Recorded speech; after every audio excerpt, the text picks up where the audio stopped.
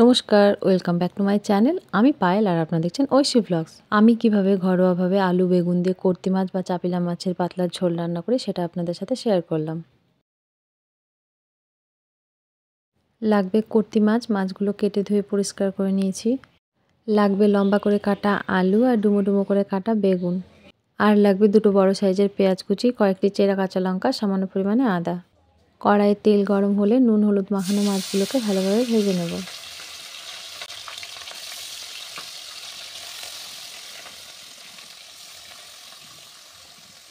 মাছগুলো ভালোভাবে ভাজা হয়ে গেছে, এগুলোকে বাটিতে তুলে নেব। মাছ ভাজা তেলের মধ্যে বেগুনটাকে ভালোভাবে ভেজে নেব। বেগুনটা ভালোভাবে ভাজা হয়ে গেছে, এটাকে বাটিতে তুলে নেব। ওই তেলের মধ্যে আরেকটু তেল অ্যাড করে আলুটাকে দিয়ে দেব। আলুটা ভাজা হতে থাক, ততক্ষণে মশলাটাকে রেডি করে নেব। নিয়ে নিয়েছি গোটা জিরে, শুকনো লঙ্কা, আদা আর একটা পেঁয়াজ কুচি, এগুলোকে শিলে বেটে রেডি করে নেব। আলুটা ভালোভাবে ভাজা হয়ে গেছে, এটাকে বাটিতে তুলে নেব। আলু ভাজার তেলের মধ্যে একে একে 5 ফোড়ন, চেরা কাঁচা লঙ্কা, একটা পেঁয়াজ কুচি দিয়ে পেঁয়াজটাকে হালকা ব্রাউন করে ভেজে নেব। পেঁয়াজটা হালকা ব্রাউন হয়ে এলে বেটে রাখা মশলা, নুন, হলুদ গুঁড়ো আর সামান্য পরিমাণে মশলার বাটি ধোয়া জল দিয়ে মশলাটাকে ভালোভাবে কষিয়ে নেব।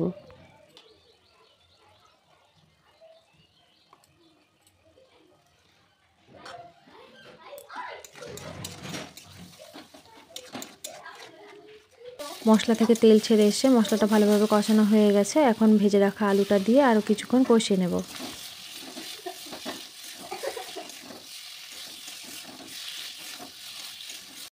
মশলা ভালোভাবে কষানো হলে পরিমাণ মতো জল দিয়ে এটাকে ভালোভাবে ফুটতে দেব। ভালোভাবে ফুটে তেল ছেড়ে এসছে, এখন ভেজে রাখা বেগুনগুলো দিয়ে আরও 5 মিনিট ফুটতে দেব।